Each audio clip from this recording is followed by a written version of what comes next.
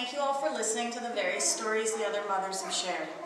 My story is what BASE has found to be the closest to a local success story as we've found. That said, please listen closely to my story and think to yourself, is this my definition of success? My son Benson and I went through the first 8 weeks of his life dealing with major problems caused by a misdiagnosed and incorrectly revised tongue and lip tie. He struggled with weight loss and dehydration due to low milk supply and difficulty nursing effectively. I also suffered tremendously with severe breast pain, cracked and bleeding nipples, and of course emotional distress surrounding my perceived inability to nourish my child. All of our stress, pain, and trouble could have been avoided if the multiple health professionals that we saw during our struggles were educated about and able to correct his tongue and lip ties. Benson was born on January 6th, weighing 7 pounds 3 ounces.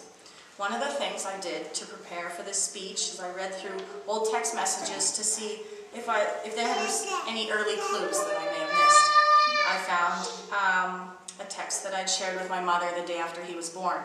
Responding to asking how we were, I said, "We're great. I just had another successful feed.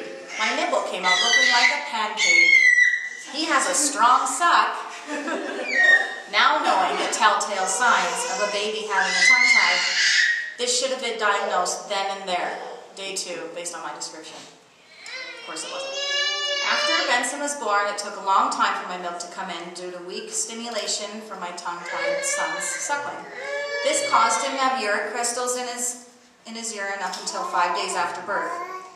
After numerous visits from the Healthy Beginnings nurses concerned for Benson's health, they advised me to feed him formula. I reluctantly fed him 2 ounces of a sample that they had left me. I remember sitting there crying hopelessly while I watched my son ravenously gulp down the formula. My heart broken, I vowed to never give up on nursing my son, and began the long road of multiple visits with lactation consultants and eventual revision done with a scalpel and a local anesthetic. Although Benson is finally at a healthy weight, we have a successful nursing relationship, and I have a balanced milk supply. The most upsetting part of my story is how long it took for us to finally reach this point. It took 12 days for his tongue tie to be diagnosed and to receive a small snip at our lactation consultant's office, which did give us temporary relief.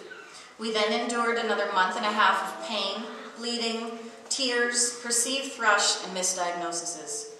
Finally, completely fed up, I called our local Lilachie League helpline, and thankfully, a wonderful leader I had met before at my local meeting picked up the phone.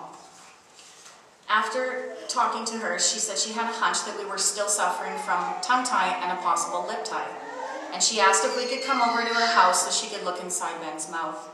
I'm pretty sure that was the fastest I've ever left the house with a baby. Sure enough, the tiny clip he had received completely had healed back, and I now knew he had a lip tie as well.